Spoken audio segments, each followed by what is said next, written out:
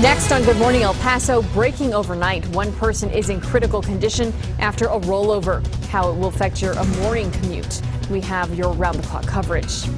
The first of many changes now taking shape for the El Paso School District. We'll tell you what could be in store for Mesita and Valle elementaries. Also, expressed that he was in pain, which was no surprise. He had a significant head wound. Defying death, this time in real life. The latest on actor Harrison Ford's plane crash.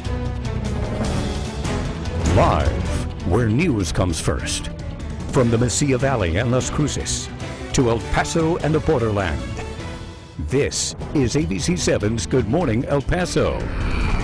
Good morning, I'm Stephanie Valle. Hillary Florin is off this Friday. It is 6 o'clock and we begin this morning with two separate crashes at car dealerships in East El Paso. Our round-the-clock coverage begins right now. These crashes happened at Mission Chevrolet and Viva Nissan around 1 this morning. That's near the intersection of North Zaragoza and George Dieter. One of those crashes sent a person to the hospital in critical condition. Good morning, El Paso's Luke Liddon is on the scene with the latest. Luke.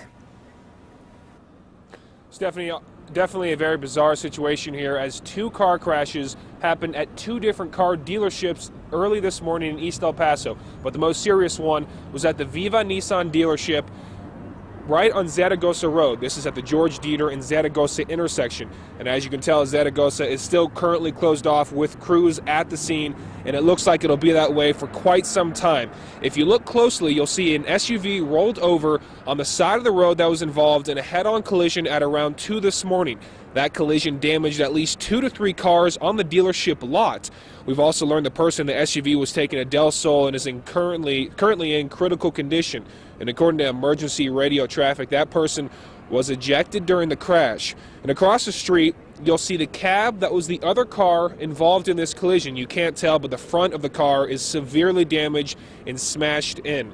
And now just a few hours before this crash, another crash happened at Mission Chevrolet just right down the street about a block away.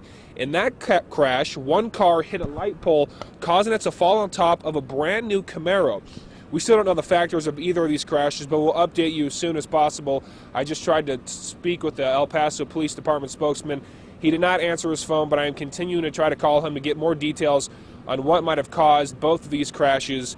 But Zaragoza is currently closed off, and there still is no timetable on when it will reopen. So if you are headed in this direction later today, you will definitely want to plan ahead to avoid the traffic congestion in this area. Reported live in East El Paso, Luke Liddon, ABC7. All right, Luke, thank you for those details. It was a cold night, but what can you expect for your Friday morning? Let's go to Crystal Clive for a look at Storm Track weather forecast. Hi, Crystal. Hi, yeah, it's still cold, unfortunately, but there's good news ahead of us, and that is that later today, we're going to see much more warming than we did yesterday. Temperatures we're sitting at 27 now in El Paso and 26 Las Cruces. Yes, El Paso's temperature has dropped a little more since the last hour. 25 in Ruidoso, 28 Deming, and 21 Silver City. Now, these are actual temperatures. Wind chills are even a little cooler thanks to low winds outside. On your clouds and radar map, we have clear sky conditions starting off your morning, and that's going to last right through the rest of today. Another blue sky forecast. As we move into your weekend, the blue skies persist, the temperatures rise. We'll look at how high they go coming up in just a few minutes. Okay, Crystal, thank you. Mesita and Valle elementary school parents, listen up. Some major changes could be happening at those schools. If approved by the El Paso School District Board on March 18th, Valle will become part of Mesita Elementary School's expansion, which will focus on early childhood education. The proposal is being called One School, Two Campuses. Parents we spoke with at last night's meeting say they support the idea. EPISD's spokeswoman says the Early Childhood Center would be a partnership with UTEP. It would focus on kindergarten and first grade students, offering dual language programs and more. If EPISD's Board of Managers approves this proposal, the changes would go into effect as early as next school year. And here's a look at the distance between Valle and Mesita Elementary. 2 miles, about a 6-minute drive. All the logistics such as busing students and the like will be fully explained to parents if this passes. Again, the Valle campus would be pre-kinder through 1st. Mesita would be 2nd through 5th. No park zone! No park zone! No park zone! No park zone! We now know how many students walked out in Las Cruces in protest of the new park exam.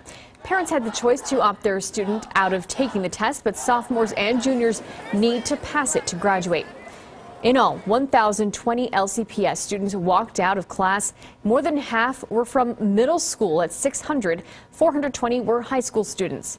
District-wide, 17,000 3rd through 11th graders are eligible to take the PARCC exam. Those who missed it have until March 20th to make it up. Authorities say a woman tried to use children as a way of avoiding suspicion of drug smuggling. It happened Wednesday night at the Bridge of the Americas.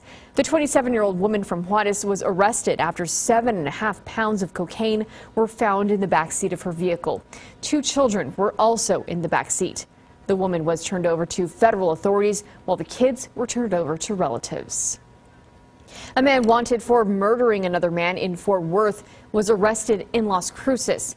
54-year-old Donald Ferkorian is being held without bond until he is sent back to Texas. Las Cruces police were alerted to that nationwide manhunt earlier in the week, and officers happened to spot his car on Loman Avenue Wednesday. Ferkorian allegedly led the officers on a brief chase, but was later taken into custody. Convicted murderer Jody Arias escapes the death penalty a second time. A jury was deadlocked 11-1 in favor of death. But because the jury can't decide, the death penalty was removed as an option. The judge will now decide whether Arias serves life in prison or gets the possibility of release after 25 years. Arias was convicted of first-degree murder for killing her boyfriend Travis Alexander back in 2008. And testimony resumed to the trial of the Boston Marathon bombing suspect Dzhokhar Tsarnaev. The father of an 8-year-old boy killed during the blast testified, saying he tried to shield his children from the carnage. He told jurors that he knew his son wouldn't make it. One victim who lost her leg also testified. She later posted a letter on Facebook to Tsarnaev that's gone viral, in which she wrote, "You are a coward." Tsarnaev showed no emotion during testimony. It was a terrifying flight for Harrison Ford. The film star crash-landed his plane on a golf course in Santa Monica, California. ABC John Ehrlichman has the latest from Ronald Reagan UCLA Medical Center. Harrison Ford was strapped to a gurney, breathing unconscious. First responders wheeled him from the wreckage of his plane. Moments before his crash, this was his Mayday message. 53178, engine failure, immediate return. Authorities say the 72-year-old film star lost engine power and was attempting a return to Santa Monica Airport, but the plane couldn't make it. That he clipped the top of a tree and came to rest on the golf course. An eyewitness described the scene. He was able to speak.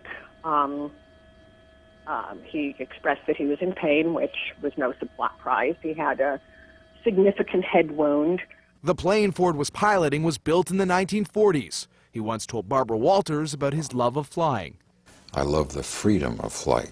I love the places you go. I love the people in aviation, the people that I meet in aviation. I love seeing the world from an airplane.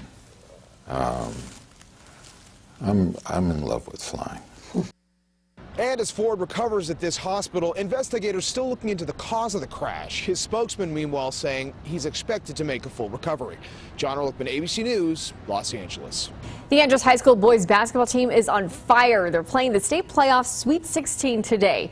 ABC 7 is sending a crew to Snyder, Texas for the game. We'll have reports all day as we follow the team.